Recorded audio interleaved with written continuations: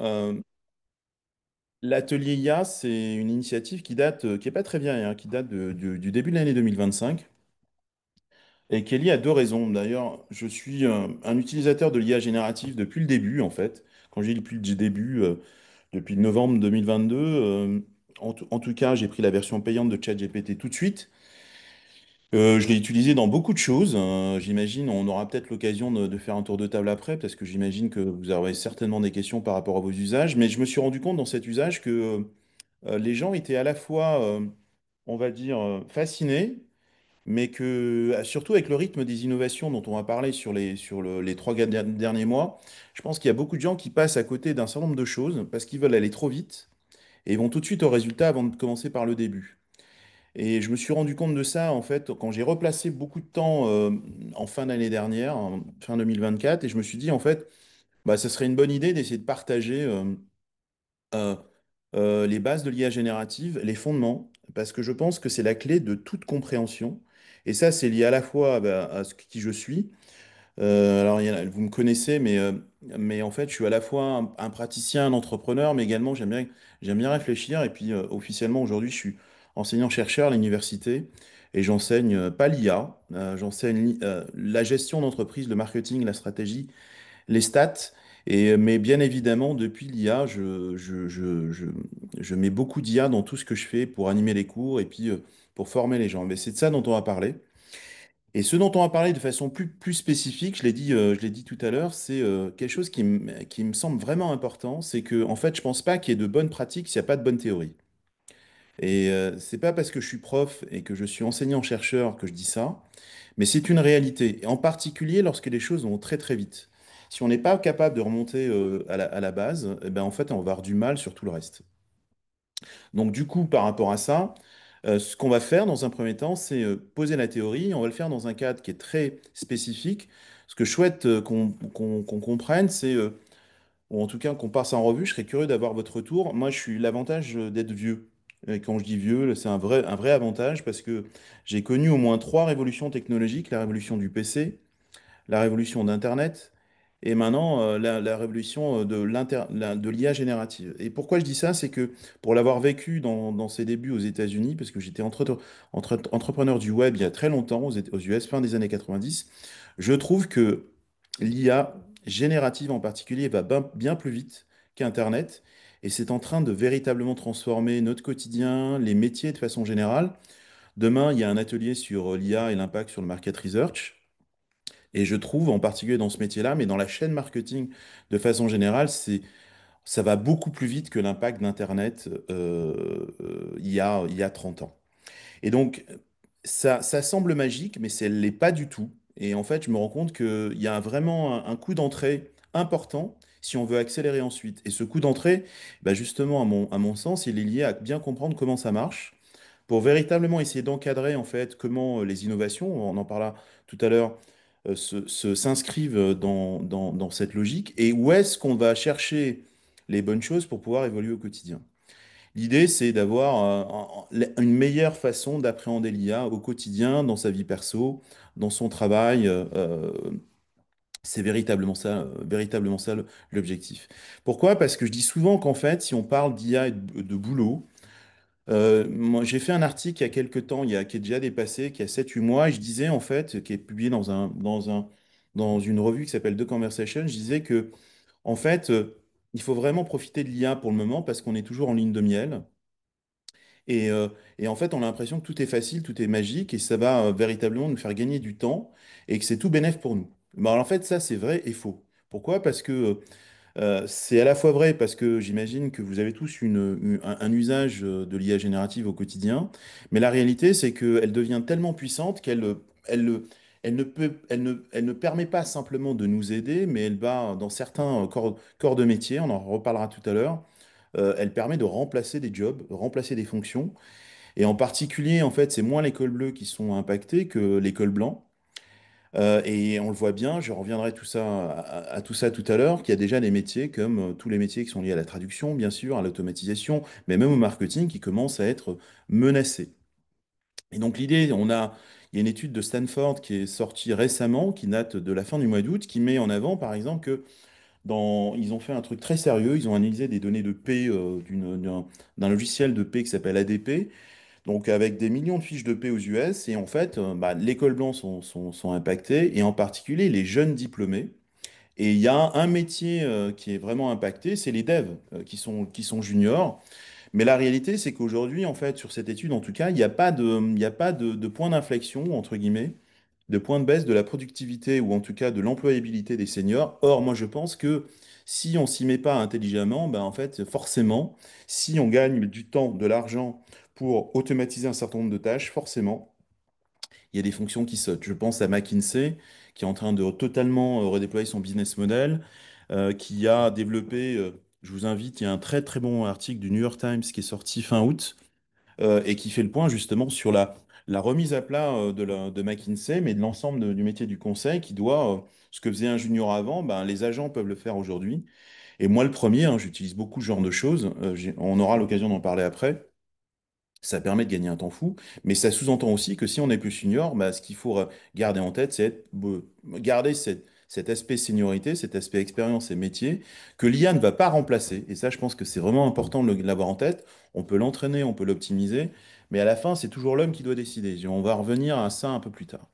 Donc du coup, en fait, ça va être orienté boulot, mais de la même façon, moi je dégage beaucoup de temps pour avoir plus de temps pour aller faire du kite ou pas trop du parapente, hein. Ça, c'est le clin d'œil pour Guillaume parce que je suis en retard sur mon planning parapente. Mais du coup, ça me permet d'avoir beaucoup de temps.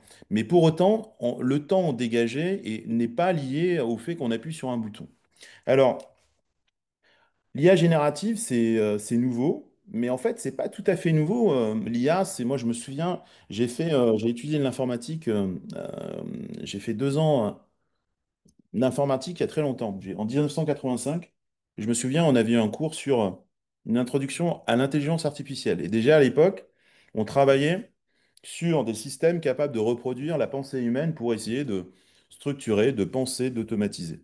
Et donc, en fait, c'est pas nouveau. Et il y a beaucoup de choses que certains qui travaillent peut-être là-dedans, comme ça a été le cas un moment dans ma vie, ben en fait, le tout renvoie à ce qu'on appelle à des algorithmes d'apprentissage automatique, des algorithmes d'apprentissage profond. Alors, je fais référence au deep learning. Et puis finalement, plus récemment, et quand je dis plus récemment, c'est 2017, c'est Google, le modèle Transformer, qui est pas si vieux parce que c'est à peine 8 ans, qui plante la base de ce que c'est qu'un modèle Transformer avec les mécanismes d'attention. C'est ça dont on va parler. Je reviens toujours à ça. Pourquoi? Parce que si on ne comprend pas comment ça marche, ben, on ne comprend pas comment ça évolue, on ne comprend pas à quoi c'est bon, à quoi c'est pas bon, et où sont les limites. Alors, on va y revenir là-dessus, mais quand on parle d'IA générative, il y a un certain nombre de personnes qui ne le savent pas. Ça, GPT, c'est pas ChatGPT qui l'a inventé. GPT, en anglais, c'est Generative Pre-trained Transformer. Donc, ça veut dire que c'est un acronyme qui renvoie à l'algorithme dit Transformer, dont on va parler dans un instant. Mais surtout, en fait, l'algorithme, il est fait pour quoi? Pour qu'il fournisse une réponse, quelle que soit la question qu'on lui pose. Donc ça veut dire quoi? Ça veut dire que quelle que soit la question qu'on va poser, il a été programmé pour donner une réponse. Donc quand il donne une réponse qui n'est pas juste, parce qu'on estime qu'il va halluciner, eh ben non, euh, il ne va pas halluciner. Il a été programmé comme ça. C'est tout simplement que peut-être que la base de faits qu'il a à disposition n'est pas suffisamment optimisée et donc, en conséquence, il va essayer de donner une réponse parce qu'il a été programmé comme ça. Donc, c'est pas une hallucination, c'est dans ses gènes. OK? Donc, GPT, c'est pas une marque. C'est un acronyme, c'est Generative Pre-trained Transformer qui renvoie justement au caractère génératif de l'algorithme Transformer. Alors, comment ça marche? Je vais vite, hein. On va bah, forcément collecter et préparer les données. Je vais revenir dans un instant. On va entraîner un modèle via bah, le fameux algorithme Transformer dont je donne la référence ici. Je vous recommande d'aller le voir. C'est un papier très technique, mais ça permet de passer en revue un certain nombre de choses sur le mécanisme dit d'attention et comment on transforme bah, justement en input, en output. Et on comprend la logique, en fait, qui n'est pas du tout une logique en dite intelligente, mais plutôt moi, je suis statisticien de formation, mais une logique statistique. L'objectif, c'est de prédire une chaîne de caractères, au départ un mot, dans une chaîne de caractères ou dans une chaîne de mots. Et donc, logiquement, plus on a appris de choses, et plus la réponse sera proche de 1. La probabilité sera bonne. Si elle n'est pas proche de 1, bah, effectivement, on risque de tomber à côté. Mais comme on a été entraîné, non pas pour donner une réponse juste tout le temps, mais une réponse une réponse, et ben forcément, on va dire que bah ouais, ça marche pas, il hallucine. Bah non, il n'a pas halluciné, il est simplement dans une logique qui est celle qu'on lui a appris. Et donc du coup, une fois on a entraîné, on va ensuite, on va fine-tuner, c'est-à-dire calibrer un modèle pour lui faire faire un certain nombre de choses. Ça renvoie à un truc sur lequel j'ai passé beaucoup de temps. Euh, il y a pas longtemps, en fait, il y a 7 8 mois, quand je m'y suis véritablement mis. Ici, vous avez les trois étapes, et je tire cette représentation qui est assez ardue d'un bouquin qui est juste génial, qui s'appelle Building LLM Models from Scratch. Et en fait, je me suis tapé le bouquin ben, pendant les fêtes de Noël. Vous allez me dire, il y aura certainement d'autres occupations, mais en fait, ça m'a donné l'opportunité de me mettre à Python un petit peu pour comprendre la logique. Pourquoi? Parce qu'on peut programmer en fait un LLM simplement en Python. Ça, avec tous les, on va dire, toutes les librairies qui sont disponibles dans Python. C'est un excellent exercice pour comprendre comment ça marche. Alors, comprendre comment ça marche, je parlais de la construction de la donnée. Au début, en fait, il y a un point important, c'est que la mise en place d'un modèle était très chère, très dispendieuse. Pourquoi? Bah parce que, en fait, l'algorithmie liée au tout était très chère. Aujourd'hui, ça va beaucoup plus vite. C'est moins cher qu'il y a encore 4 ou 5 ans. Mais la réalité, c'est que les étapes sont toujours les mêmes. On a toujours la construction du LLM, la fondation, on va entraîner, calibrer, et puis en fait, nous, on va véritablement nous, on va jouer essentiellement sur la troisième étape. C'est-à-dire que la première apparition d'un algorithme d'IA-gène ou d'IA qu'on connaît au quotidien, c'est la classification en fait de mails en spam ou pas spam. Par exemple, si vous avez un compte Gmail, il y a des gens qui arrivent en spam ou pas spam, bah ça c'est un algorithme de classification. Ça ne génère pas, ça classifie par rapport à un fait qu'on appelle un modèle de NLP, qui est un modèle ouvert de classification en fait de verbatim et de contenu texte, et qui selon en fait ce qu'on lui aura appris va classer plutôt bien. D'ailleurs, plutôt que ce que on a commencé à toucher avec l'apparition de ChatGPT, c'est l'assistant personnel, c'est-à-dire le gars, tu poses une question, il te répond. Et là, ça va plus loin ensuite. Pourquoi? Parce que bah, la réalité de ça, c'est que on peut aujourd'hui, j'imagine que c'est certainement le cas d'entre vous, on peut développer des assistants en leur donnant du contexte qui vont vous permettre de plus en plus fine-tuner, c'est-à-dire calibrer la qualité des réponses. Donc nous, on va jouer essentiellement dans cette troisième étape. Personnellement, je n'ai pas encore travaillé sur un calibrage de modèles spécifiques. Je travaille simplement sur des mises en point de choses qui me permettent d'optimiser mes réponses. Et on en parlera tout à l'heure par rapport à l'évolution de l'été 2025 dans le tout. Mais la base de tout, pour comprendre, c'est ça.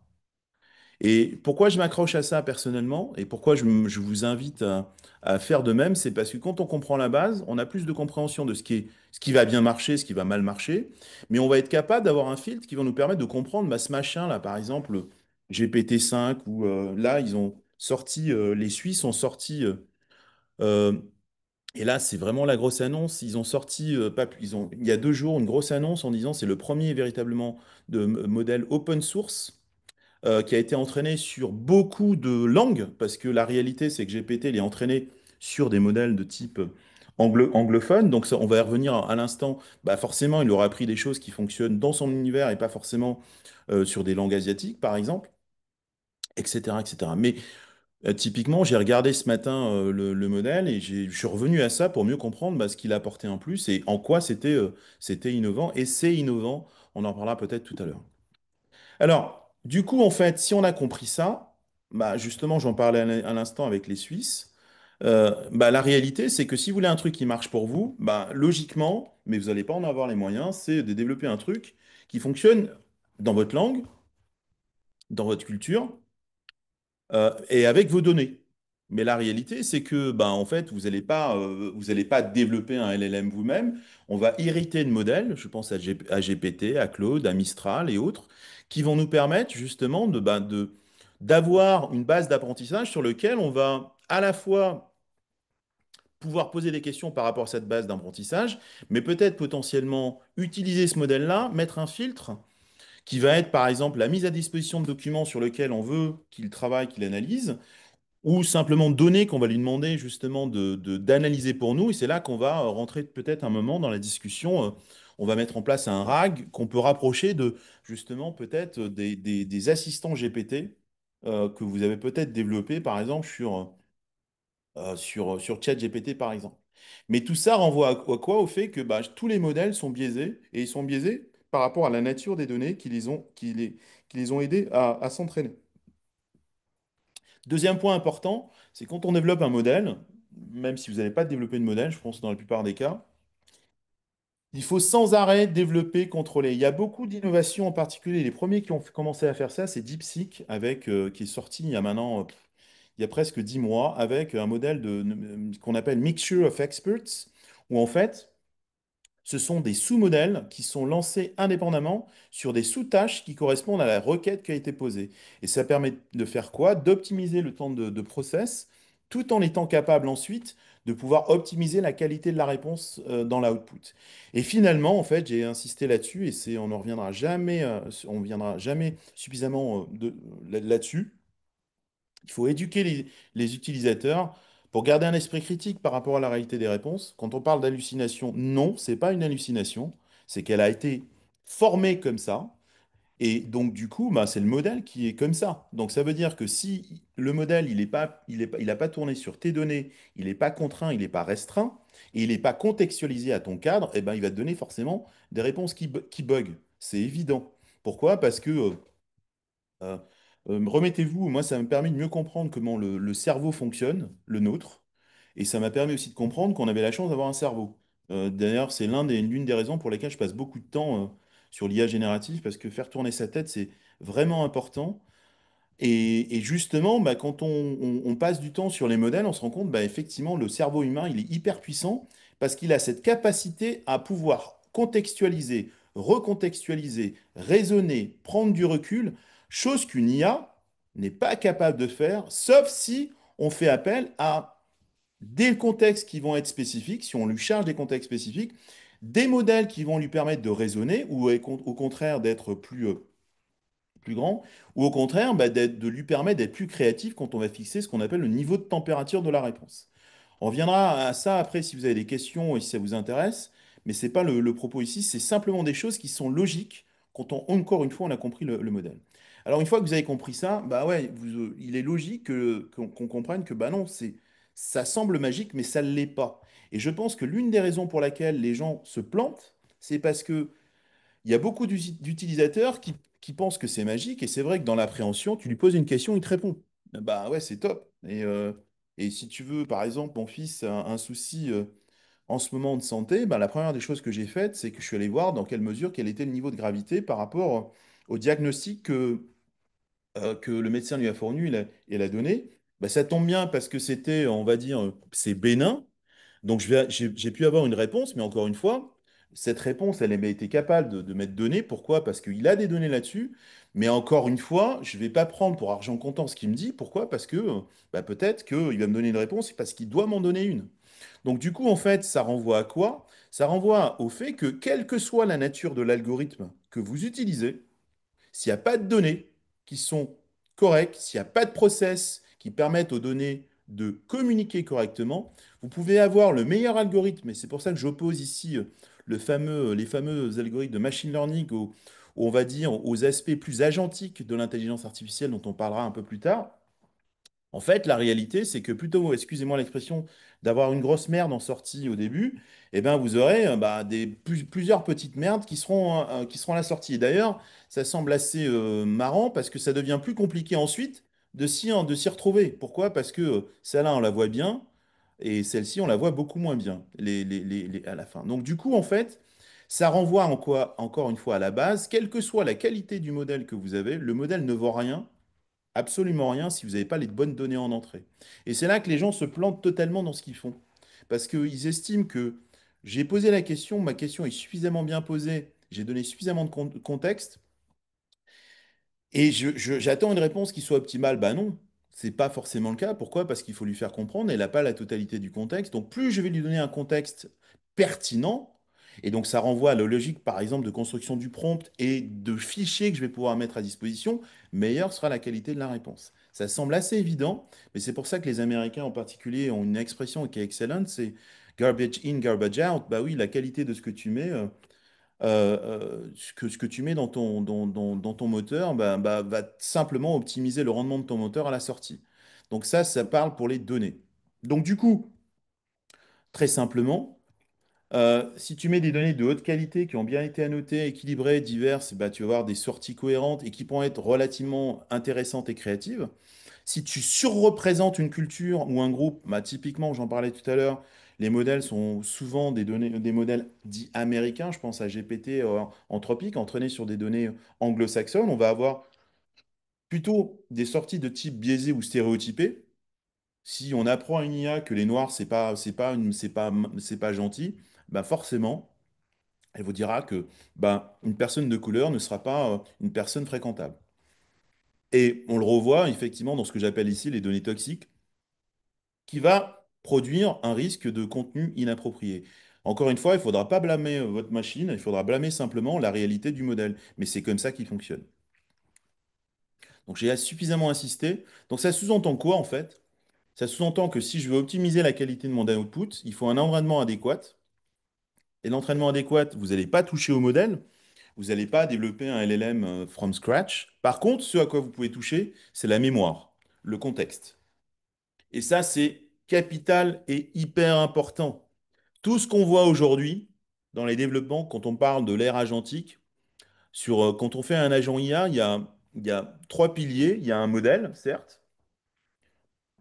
Il y a une mémoire, c'est capital, qui va justement donner du contexte, mais enregistrer également les échanges. Et puis, il y a des outils qui sont à disposition pour permettre à l'agent de faire un certain nombre de choses. Ben, en fait, là, dont on parle ici, qui est fondamental, sans aller jusqu'à l'agent, en tout cas pour le moment, c'est la mémoire. Si tu donnes pas les bonnes choses, si tu mets pas en place des choses qui vont filtrer la nature de l'output que tu veux, bah, tu vas tomber à côté. C'est pour ça qu'en fait, le mode projet dans ChatGPT ou dans Mistral ou dans Claude, et au-delà de ça, les GPT vont être excellents. Pourquoi? Parce que logiquement, on veut essayer de restreindre la réponse sur le champ et les informations qu'on aura mis à disposition. Et c'est la clé de tout. Et les progrès récents, ils sont liés à ça et à la capacité à traiter beaucoup de données en entrée et en output. C'est ce qu'on appelle souvent, ils vous disent, bah, vous avez X milliards de paramètres en entrée, X milliards en sortie, et c'est comme ça qu'ils gagnent leur argent. Plus vous avez d'input en entrée, si vous commencez à utiliser les API, bah, plus ça va coûter cher quand vous allez vous appeler les API, et plus ça va coûter cher dans l'output aussi. Mais ça vaut la peine. Pourquoi? Parce que vous allez optimiser la sortie.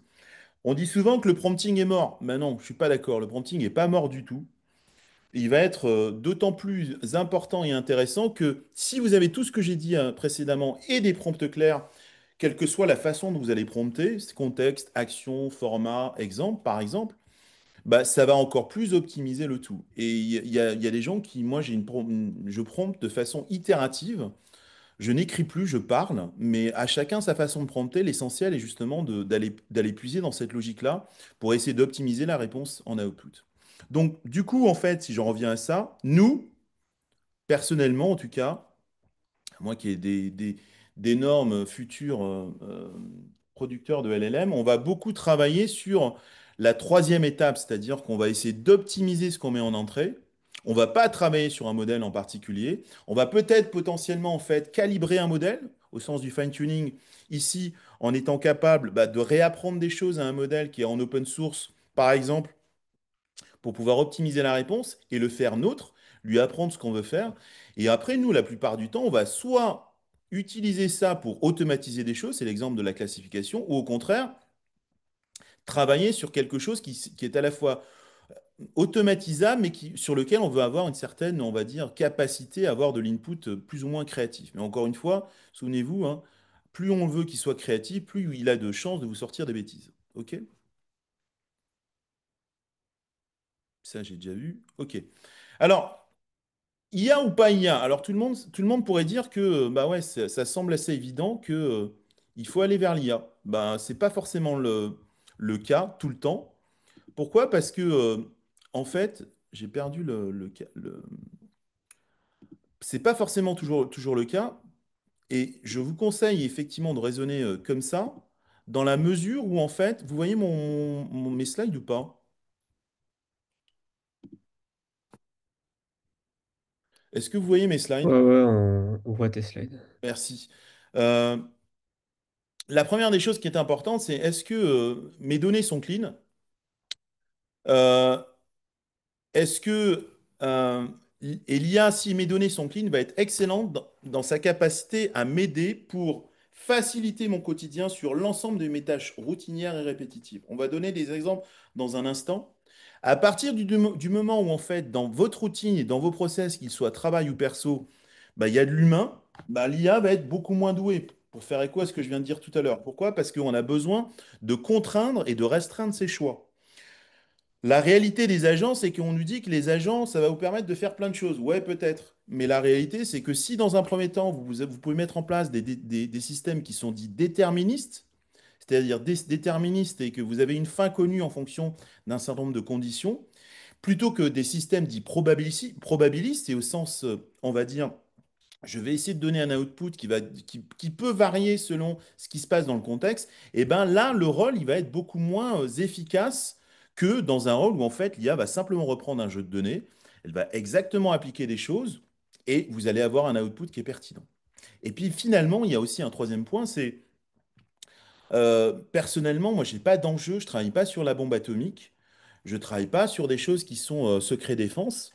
Donc du coup, en fait, sur la nature des données que je manipule, moi, j'ai pas de problème du tout pour pas partager mes données avec mes données en fait qui sont pas confidentielles avec des LLM pour qu'ils puissent en s'entraîner ou se réentraîner. Et c'est pour ça certainement qu'en fait, je pense que l'un des points essentiels, ce sont surtout les indépendants, les petites boîtes qui ont énormément de choses à gagner de l'IA. Et c'est pour ça que vous avez certainement vu une étude du MIT qui dit que 95% des projets IA se cassent la figure.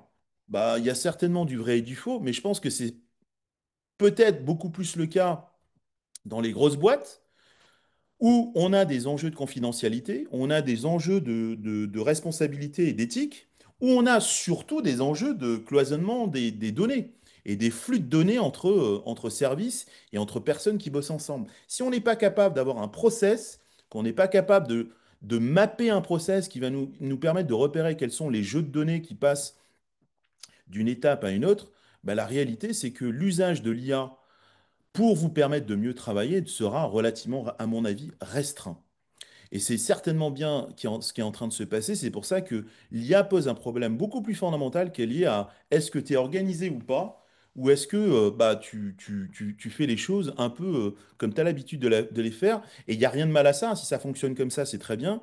Mais à ce moment-là, tu auras un usage de l'IA qui va être un usage, on va dire, relativement simple. C'est très simple de lui donner un contenu de mail, de lui demander de reformuler, mais ça, c'est pas véritablement stratégique, entre guillemets. Ça devient plus compliqué si, par exemple, vous avez besoin de donner à une IA bah, la capacité à répondre pour vous à des mails. Bah, là, ça sous-entend qu'en fait, il n'y a rien de confidentiel. Vous avez commencé à travailler sur des réponses qui sont plus ou moins typées, et donc ça sous-entend que vous avez travaillé sur la nature des inputs que vous avez dans vos mails pour préformater potentiellement des choses et étudier des process de réponse possibles. Et oui, là, à ce moment-là, ça commence à véritablement être intéressant. Alors, vous l'aurez compris, où est-ce que l'IA excelle? C'est grosso modo sur, un, l'apprentissage par répétition. Ça tombe bien, moi j'ai travaillé très longtemps dans les données. Et il y a bien une chose quand on travaille avec des données, c'est que souvent on fait toujours la même chose. C'est toujours les mêmes process qu'on met en place. Et ça, c'est pas, on n'a pas besoin d'IA pour le faire, hein. On peut automatiser des choses sans passer par une IA générative. Et ben ici, on va avoir les moyens, ben, justement très simples, a priori, de le mettre en place, de le décupler et effectivement de gagner énormément de temps. Je vous donne un exemple très très simple. Tous les matins, j'en parlais tout à l'heure, j'ai une veille sur des thématiques spécifiques me concernant. Donc j'ai monté un scénario, des workflows, où en fait je vais aller chercher des données. Il y a une IA qui vient, mais qui va simplement résumer mes sources et qui va m'envoyer en fait non pas tous les matins, mais une fois par semaine, ma veille sur l'IA et la blockchain, l'IA et le market research, l'IA et l'éducation, par exemple. Mais tous les matins, par contre, j'ai une automatisation très simple qui m'envoie ma to-do list pour la journée, ma to-do list pour la semaine et mon emploi du temps pour la semaine. C'est tout simple et ça me permet de gagner, d'éviter de perdre du temps bêtement et ça me structure dès le matin. Donc, et du coup, effectivement, j'en parlais tout à l'heure en introduction, les premières applications, c'est les premières victimes de l'IA en termes sur le marché du travail, c'est tout l'école blanc et tous les jobs qui ont peu de valeur ajoutée, en particulier sur la traduction, l'analyse des données financières. C'est marrant parce que je parle avec des comptables, ils se rendent pas compte du danger dans lequel les comptables sont pleinement concernés par ça. L'assistance client, c'est quand on parle du marketing, c'est la première des choses qu'on parle. Donc effectivement, c'est-à-dire les fameux chatbots. Mais souvent, en fait, j'ai lu pas mal d'études là-dessus. L'argent dans l'entreprise, il est beaucoup dépensé sur l'assistance client et l'assistance marketing, alors qu'en fait, il devrait être beaucoup plus dépensé sur l'assistance administrative. Dans un premier temps, pourquoi? Comme on le voit là, ici, c'est beaucoup plus simple d'automatiser un process administratif que ça va être d'automatiser un process marketing ou une assistance client. Ça marche dans 80% des cas, mais le problème, c'est que quand ça marche pas dans 20% des cas, c'est là que le bas blesse. Et finalement, en fait, ça marche très bien. J'en parlais tout à l'heure sur le dev, et c'est pour ça que vous avez des outils comme Cursor, Windsurf, qui ont explosé. Et effectivement, moi, je suis pas du tout dev, hein, on en a au moins un dans la salle là, avec lequel je travaille. Je pense à Romain. Effectivement, vous pouvez gagner un temps fou. On aura l'occasion d'en reparler, mais ça ne veut pas dire que le métier de dev et développé est mort. Bien au contraire, ça voudra dire que ceux qui sont capables d'utiliser l'IA pour augmenter leur job vont être capables justement de débugger les systèmes qui ne marchent pas. Pourquoi? Parce que la réalité, elle renvoie encore une fois au process et à la réalité métier de chacune des entreprises. Donc, si je garde en tête ce qu'elle fait bien, vous l'avez compris, c'est répéter, faire des choses très simples que vous utilisez déjà au quotidien. Ce qu'elle fait moins bien, c'est sortir du cadre. Elle va être capable de sortir du cadre, hein. Encore une fois, si vous mettez un niveau de température qui est moindre, elle va pouvoir inventer des choses. Et parfois, c'est très intéressant parce que elle est capable de recombiner des choses auxquelles on n'aurait pas forcément pensé. Mais quelquefois, non, ça marche pas du tout parce qu'elle n'aura pas forcément le recul et elle n'aura pas forcément de compréhension du contexte de la décision au sens humain du terme. Alors, je dis souvent, c'est un outil, c'est pas un expert omniscient, bien au contraire. Il y a quelqu'un qui m'a dit sur l'un de mes posts, en fait, je disais que plus j'avance personnellement, plus je me rends compte que c'est à la fois plus simple et plus facile. C'est plus simple parce qu'on sait quoi faire, mais ça devient de plus en plus difficile quand on rentre dans les outils eux-mêmes et on va dire, dans les agents ou dans ce genre de choses. Pourquoi? Parce qu'il y a une personne qui m'a dit très justement que l'IA était moins complaisante avec les gens qui sont dans un stade avancé et qui cherchent à mettre les mains dedans. Parce qu'on se rend compte qu'en fait, il n'y a rien de magique. Aujourd'hui, tout le monde vous parle d'agents. Et en fait, sur les agents, je dis souvent, c'est comme le sexe pour les adolescents. Tout le monde en parle, mais il y en a peu qui pratiquent. Et si vous connaissez la règle du 1,990 sur Internet, où on dit que 90% des gens consultent Wikipédia, 9% modifient les articles et 1% font des nouveaux articles, je pense que dans la réalité des agents, en tout cas aujourd'hui, on est beaucoup dans cette règle du 1,990. Et c'est pour ça que c'est pas grave. Pourquoi? Parce que la réalité, je parlais de déterminisme par rapport au probabilisme tout à l'heure, on peut résoudre beaucoup des choses qu'on a à résoudre avec 80% d'automatisation et sans agent là-dedans. Et c'est là que c'est important. Pour autant, faut-il avoir des process qui soient organisés, qui vont assurer une qualité de données et de flux de données qui vont être capables d'être pris en charge par les algorithmes en particulier. Alors, la question que je me pose, c'est justement, sur quoi on commence? Je suis désolé, ça fait beaucoup, mais ce par quoi j'ai commencé, moi personnellement, j'ai remis à plat mes process il y a maintenant 7-8 mois. Et je me suis vraiment posé les questions en disant, dans ce que tu fais au quotidien, qu'est-ce qui est répétitif et standardisable? Et là, effectivement, c'est là qu'elle peut être très, très utile. Et c'est là qu'on va commencer à organiser le process et les flux de données en étant capable de juxtaposer des choses pour être capable de comprendre d'où vient la donnée, où est-ce qu'elle va, qu'est-ce que j'en fais. Et bien évidemment, si je commence à toucher au point 2 et au point 3, dès qu'il y a quelque chose où j'ai besoin de plus de créativité et d'adaptation, et d'interaction humaine, et moins bonne elle sera. Et typiquement, c'est pour ça que je pense que le type de choses qu'on fait aujourd'hui, là, où je parle beaucoup, certes pour le moment, bah, c'est utile. Pourquoi? Parce que moi, c'est ma compréhension du chose. Je fais pas mal de coaching et de formation. Je me rends compte que ma compréhension des choses est certainement pas la même que les gens que j'essaie d'accompagner. Pourquoi? Parce qu'ils n'ont pas compris. Donc peut-être qu'ils ont une compréhension qui est pas la bonne. Peut-être que la mienne n'est pas parfaite, bien sûr. Mais à minima, ce que j'ai compris, c'est que ça va beaucoup m'aider sur ce que je vais être capable de standardiser. Je vais prendre le tout avec beaucoup plus de pincettes lorsque j'ai besoin de plus de créativité, d'adaptation et de jugement humain. Donc, ce que je fais, ce que je vous invite à faire, c'est faire une grille. Vous scorez ce que vous faites dans la journée, dans votre quotidien perso ou pro, et vous vous rendez compte de ce qui est, entre guillemets, répétitif et standardisable. C'est par ça qu'il faut commencer. Si après, si vous n'avez pas de process, ça, c'est un autre problème. Ça renvoie à la base de tout. Sans process, vous n'avez pas de données. Souvenez-vous ce qu'on avait dit tout à l'heure. Garbage in, garbage out. Si vous avez de la merde en entrée, vous aurez de la merde en sortie. Donc, Euh, si je me mets dans ma casquette de prof, j'en parlais tout à l'heure, aujourd'hui j'utilise pour faire de la veille, pour gagner du temps, j'utilise pour préparer mes cours, même si j'appuie pas sur un bouton pour mes cours, mais je gagne énormément de temps dans mes présentations. Quand je dis dans mes cours, mais c'est dans mes présentations clients, dans mes rédactions de propositions commerciales, etc., etc. Et donc, du coup, ça passe par quoi? Le temps que je gagne, il va dépendre de quoi? De ma capacité à avoir travaillé sur des process et d'avoir entraîné, en fait, des modèles pour qu'ils soient capables de comprendre exactement ce que je veux quand je parle. Mais encore une fois, s'il ne sait pas, il ne saura pas. Et donc, ça va se retrouver dans différents types de choses où j'ai créé pas mal de bots. Quand je dis des bots, c'est pour moi. Ça a commencé par les GPT sur ChatGPT que j'utilise beaucoup et du coup, beaucoup pour des tâches qui vont être très parcellaires, a priori, mais qui ne le sont pas, parce que quand on fait 2-3 minutes par jour pour chacune des tâches, eh ben, vous arrivez peut-être à un quart d'heure, 20 minutes ou 25 minutes à la fin de la journée, et ça fait beaucoup de temps dégagé, soit pour aller faire du kite, soit pour plus rentrer dans les outils ensuite. Et donc, du coup, en fait, c'est vraiment une approche progressive. Mes outils, j'ai pas d'outils magiques, personnellement. J'utilise... ben, pour le moment, en tout cas, quand je dis pour le moment, j'ai commencé par ChatGPT, c'est ma base. Et je suis sur GPT, j'ai utilisé Claude pour le MCP, on en parlera dans un instant. J'utilise aussi pas mal Perplexity et Comet, mais j'utilise beaucoup Notebook et Notebook LM et Notion. Voilà, ça, c'est les grands outils. Et je me suis mis, en parlant d'automatisation, depuis quelques mois à Make, mais plus récemment avec Intuitem, et je fais beaucoup, enfin, je suis beaucoup dans l'automatisation. Je commence à travailler sur des agents, mais encore une fois, c'est pas parce que je suis mauvais, c'est que c'est pas la peine de vouloir un agent si t'en as pas besoin, quoi. Et c'est aussi simple que ça, quoi. Et on aura l'occasion d'en parler. Pourquoi? Parce que ici, dans mon usage, dans mon quotidien, c'est relativement facile, parce que je travaille pas avec 250 000 personnes. Si je veux scaler, ça devient beaucoup plus compliqué.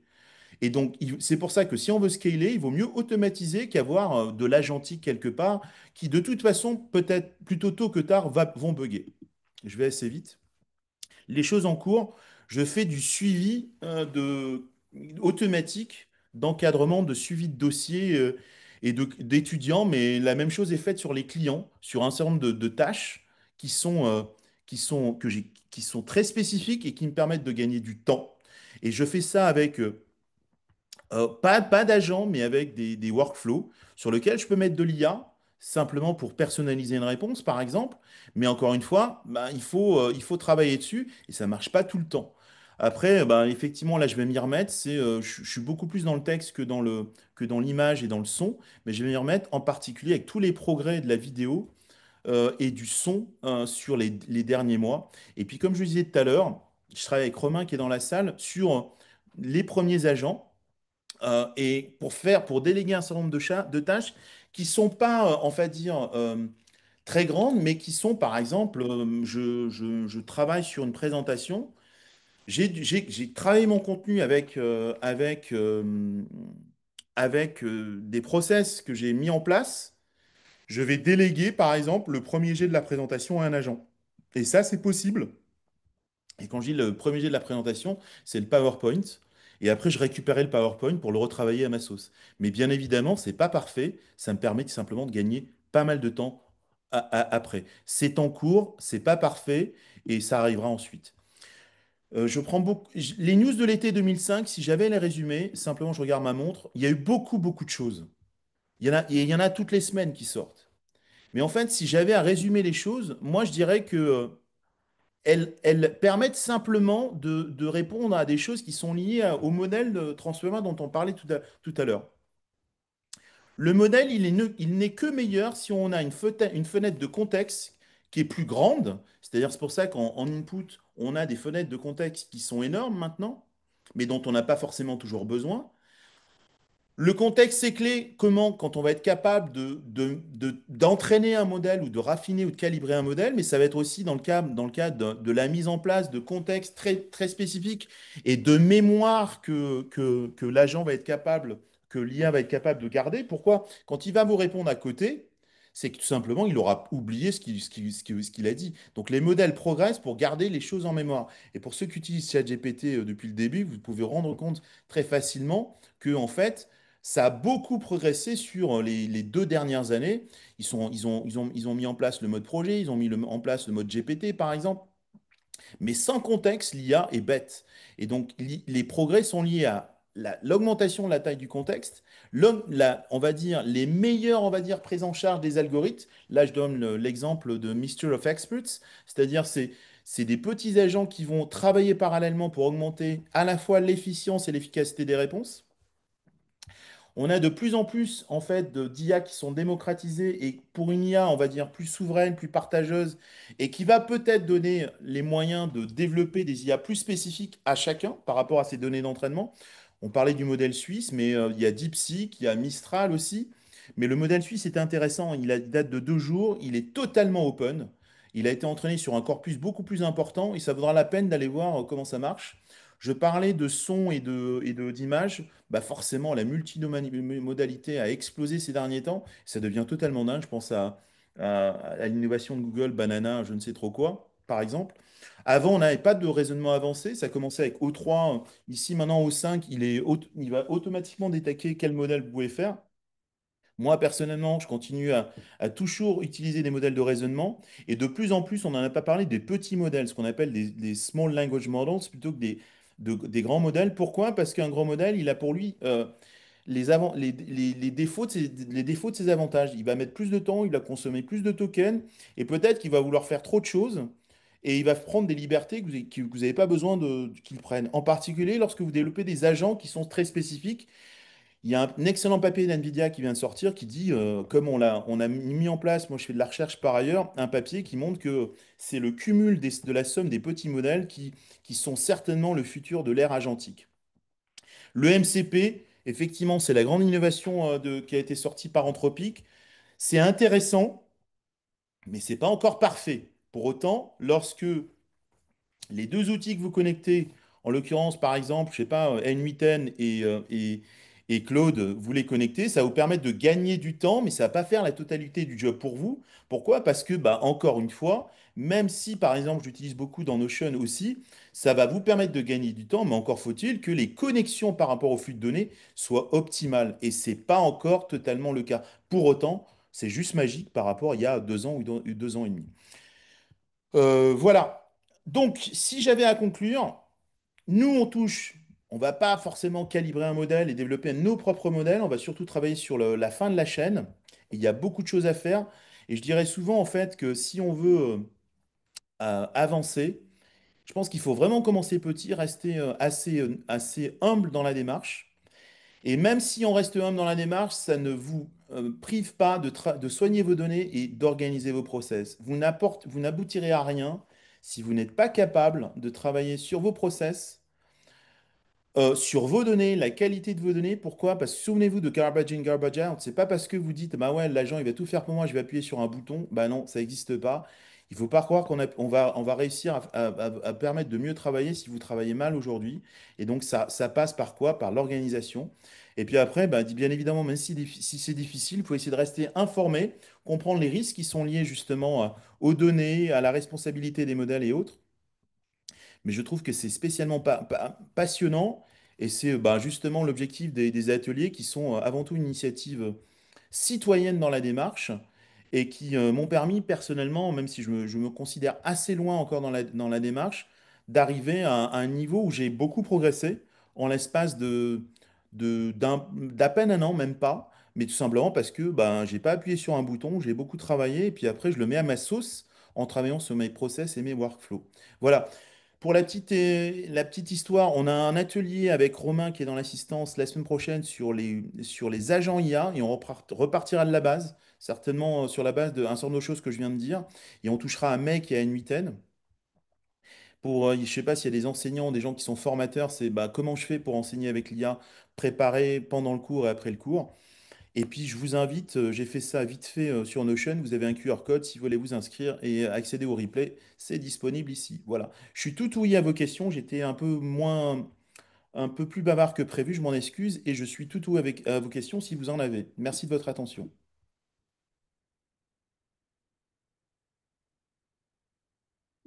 Alors, merci Guillaume pour le bravo. Est-ce que vous avez des questions? Oui, j'ai pas vu que c'était le bravo, excuse-moi, Non, Laurent. je Je t'en croyais que prie. c'était lever la main.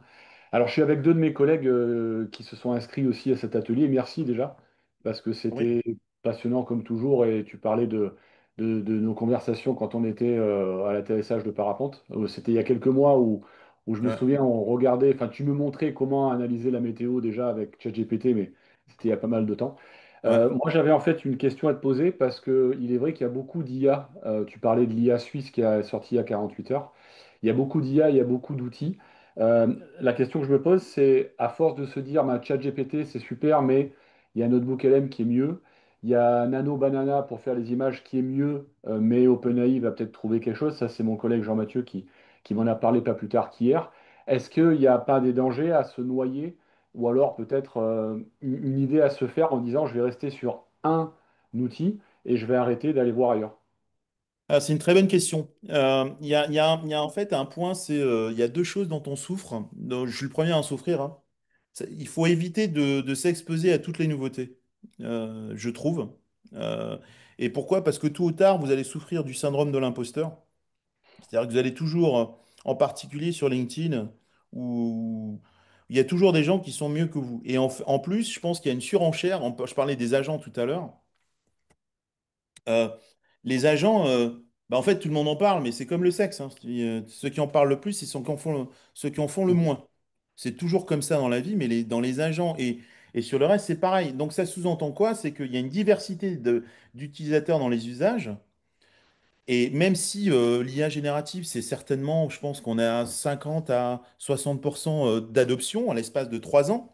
Dans l'adoption entreprise, il y a bien évidemment des niveaux différents.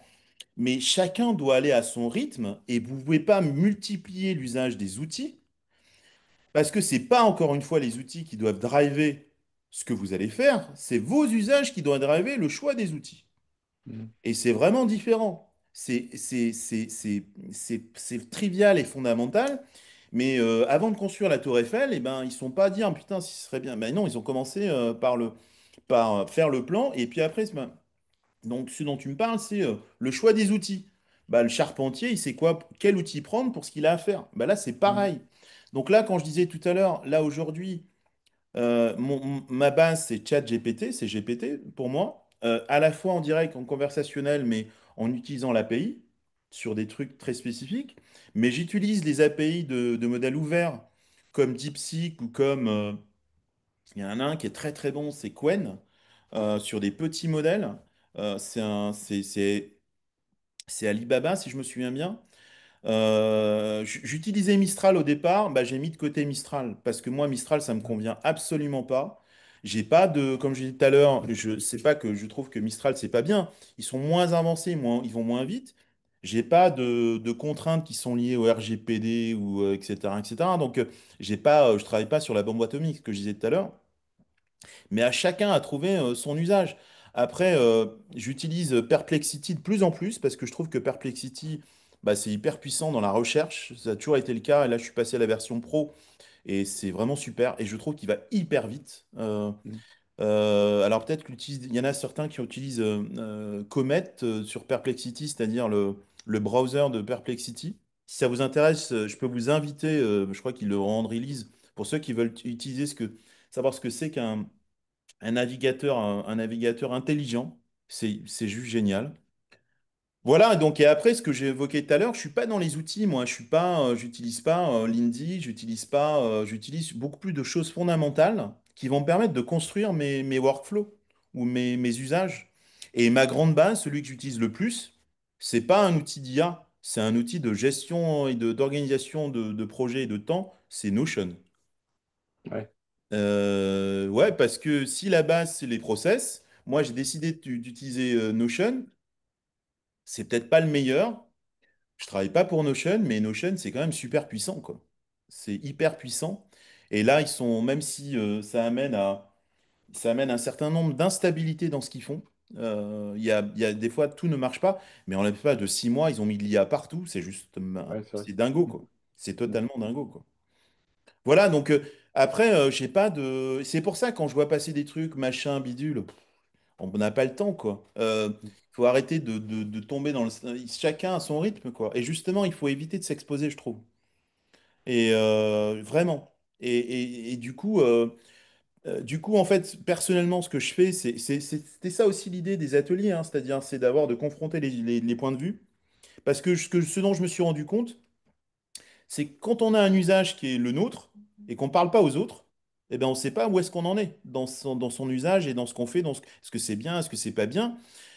Donc du coup, bah là, effectivement, moi je partage, mais c'est tout aussi intéressant quand on fait de l'accompagnement, comme j'imagine que vous en faites, et ben on se rend compte qu'il y a des niveaux de disparité dans ce que font les gens parce qu'ils n'ont pas compris comment ça marche.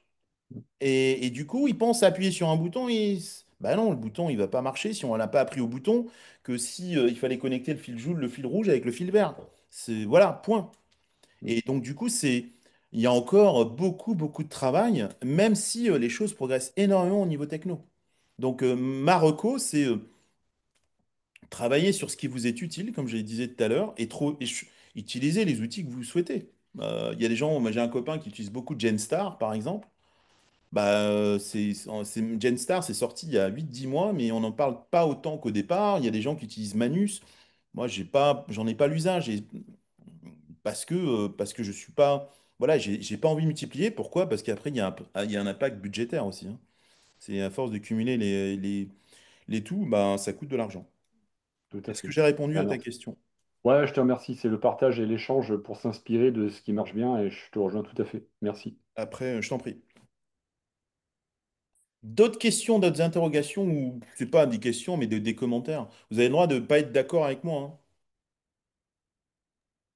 Me permet de rebondir, Laurent. hein. Ouais, c'est bien. Je vais rappuyer ce que tu as dit. En fait, puisque, bon, pour me présenter rapidement, je suis Romain, j'ai une agence d'automatisation, donc j'accompagne les entreprises et aussi les indépendants à automatiser leurs process grâce à l'automatisation et à l'IA. Et en fait, ce qu'a dit Laurent est vraiment pertinent, c'est que effectivement, il y a beaucoup d'outils qui sortent tous les jours. On en voit de partout. Mais en fait, ce qu'il faut vraiment garder en tête, c'est quoi, enfin, qu'est-ce que vous faites au quotidien? Et dans ce que vous faites au quotidien, comment on peut l'améliorer? Et donc ça passe par les process, il faut que vous ayez des process clairs. Donc posez vos process, faites des schémas, mettez au clair ce que vous faites tous les jours. Et dessus, on va pouvoir venir greffer l'automatisation. Il y a des choses qui sont déterministes, il y a des choses qui sont aléatoires avec l'IA. Donc si vous pouvez avantager le déterminisme, c'est la chose à faire en priorité. C'est-à-dire que si votre process c'est toujours le même, hop, on automatise, il n'y a pas forcément besoin de mettre de l'IA. S'il y a un peu de, voilà, d'aléatoire, etc., l'IA peut être intéressante, elle peut donner des pistes, etc., mais il faut toujours garder ça en tête. La piste numéro un, c'est poser vos process. Voilà. Et derrière, vous pouvez faire pas mal de choses. Merci Romain. Je l'avais pas payé pour qu'ils disent ça, les amis, hein. Merci. Est-ce qu'il y a d'autres commentaires, d'autres questions ou pas? Ou c'était hyper clair?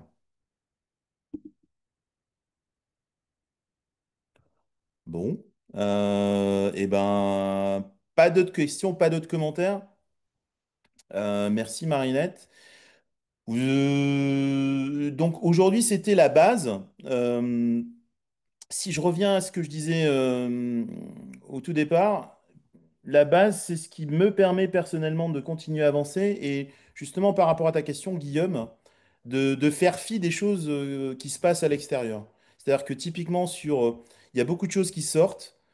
et ben en fait, les choses qui sortent ne font que retravailler le modèle transformer de base.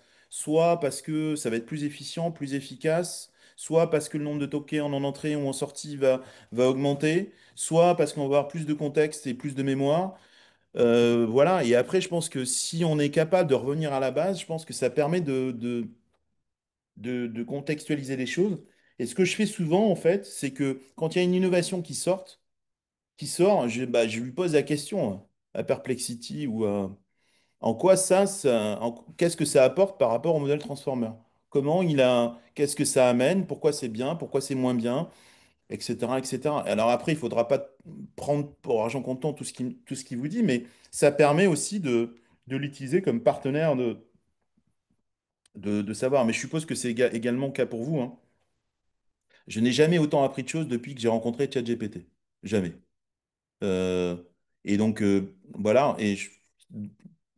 C'est d'autant plus important, je crois, on va dire, dans les